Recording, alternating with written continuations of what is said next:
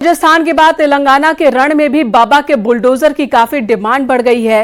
CM योगी की rally में लोग पोस्टर बैनर के साथ सीएम योगी का स्वागत कर रहे हैं और हैदराबाद को भाग्यनगर करने की डिमांड कर रहे हैं। इस बीच सीएम योगी ने चुनावी जनसभा के दौरान मुस्लिम आरक्षण का मुद्दा भी छेड़ा और फिर तेलंगाना का सियासी तापमान तेजी से बढ़ गया। आपको दिखाते हैं रिपोर्ट कि कैसे सीएम योगी ने कांग्रेस, बीआरएस और ओवैसी तीनों पर एक साथ निशाना साधा।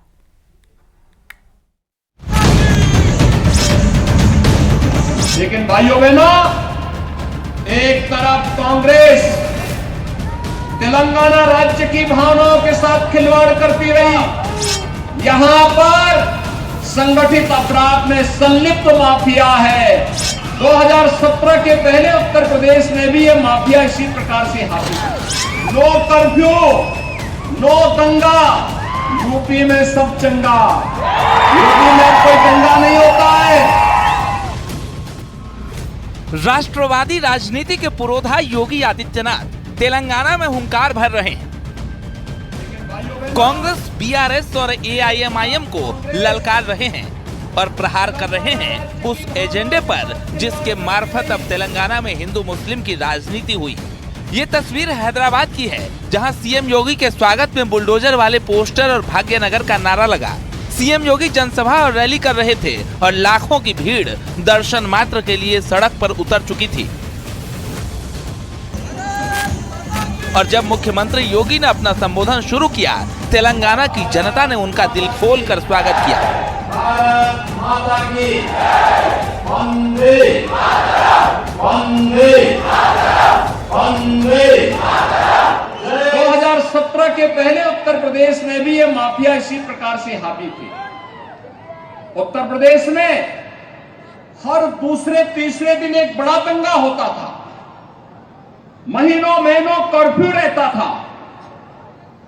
उत्तर प्रदेश में माफिया हावी थे, माफिया की पैरेलल गवर्नमेंट चलती थी, आम नागरिक का कोई सुनवाई नहीं होती थी।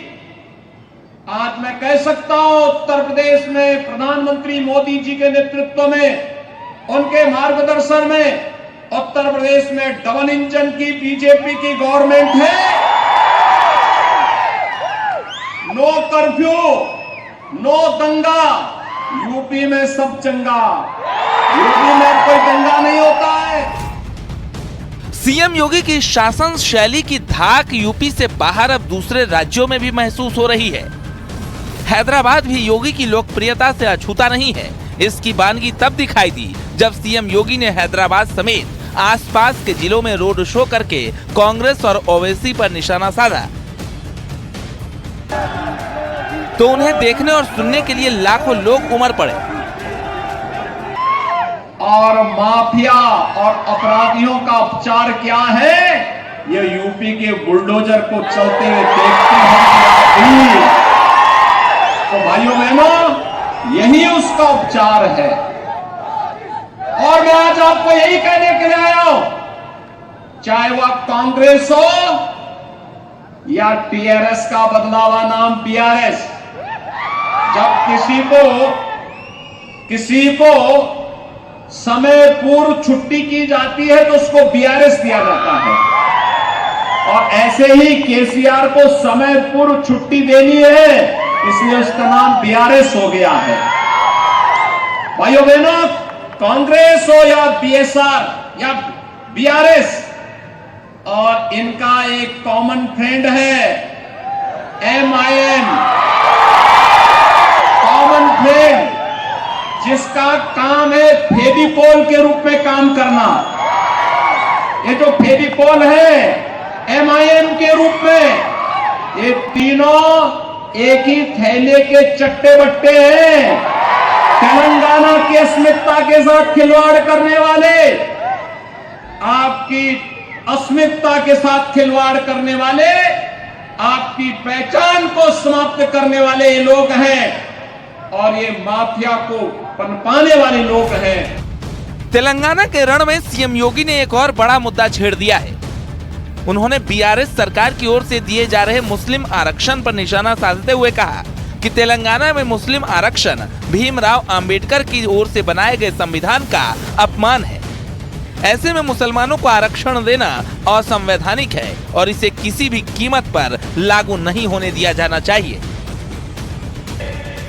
कि भारतीय जनता पार्टी की गवर्नमेंट तेलंगाना में लेकर के आ पाएंगे, ये मुस्लिम आरक्षण समाप्त होगा और ये आरक्षण का लाभ यहाँ के एससी, एसटी, ओबीसी और यहाँ के गरीबों को प्राप्त होगा। मुस्लिम आरक्षण संविधान विरोधी है, किसी भी स्थिति में इसको लागू नहीं होने देना चाहिए।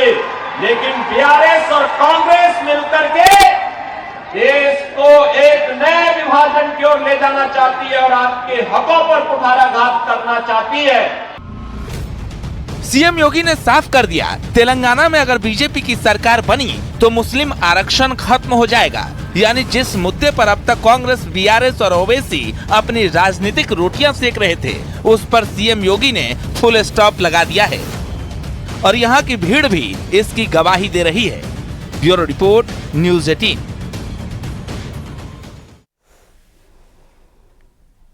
यहाँ रुकेंगे एक ब्रेक के लिए, खबरों का सिलसिला जारी है।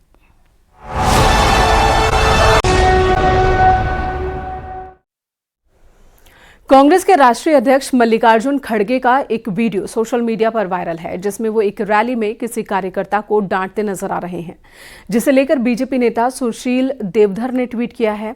उन्होंने मल्लिकार्जुन खड़गे पर तंज कसा है और लिखा कि दिल्ली में मीडिया नहीं सुनती, पार्टी में गांधी परिवार नहीं सुनता, रैली में कार्यकर्ता नहीं सुनते, बेचारे खड़गे जी। चुप हटो, अगर सुनना है सुनो, नहीं तो get out, don't talk that.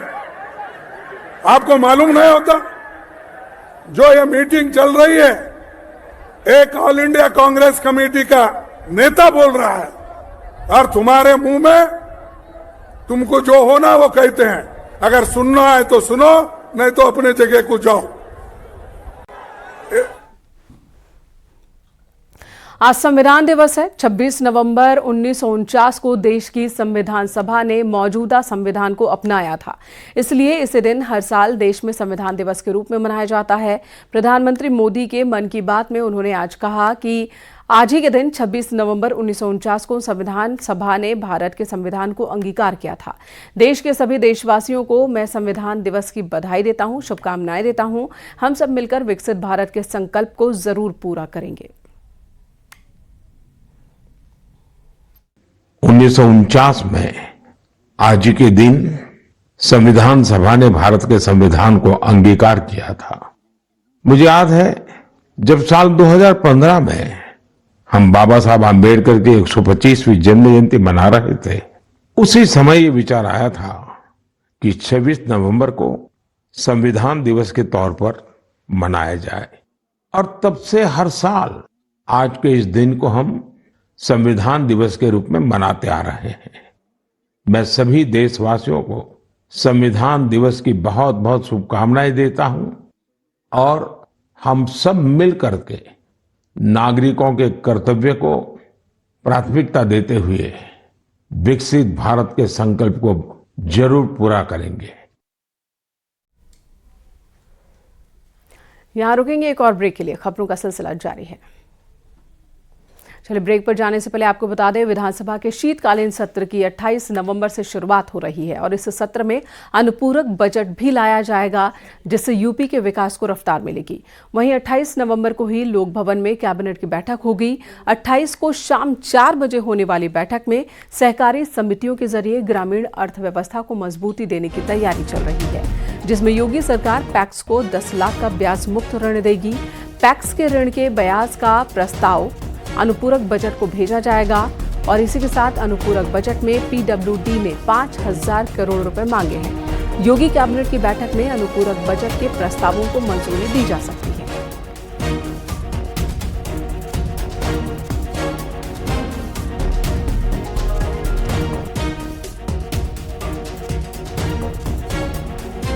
Session होगा विधानसभा का और इसमें अनुपूरक मांगे भी आएंगी और विधानसभा का जो विधायी कार्य है कई बिल्स हैं वो भी आएंगे। 28 तारीख से प्रारंभ हो रहा है। पहले दिन तो एक दुखद समाचार भी है। निश्चित रूप से जैसी विधानसभा की परंपरा रही है। यहाँ रुकेंगे एक ब्रेक के लिए। खबरों का सिलसिला न्यूज़ 18 पर जारी है।